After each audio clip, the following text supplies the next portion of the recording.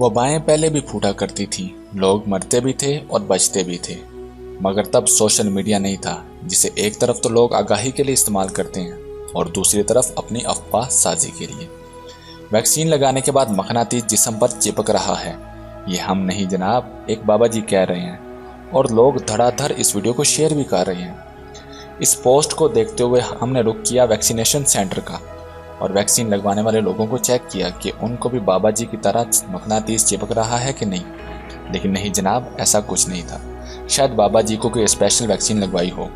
Vaccination centre पर मौजूद doctors का कहना था कि वैक्सीन के चंद कतरे आपको बचाने के लिए हैं, जासूसी और आपको कंट्रोल के लिए आपका स्मार्टफोन ही काफ़ी है। तो जनाबे वाला, ये वायरल वीडियो किसी ढीले स्क्रू के दिमाग वाले इंसान की सोच का कमाल है।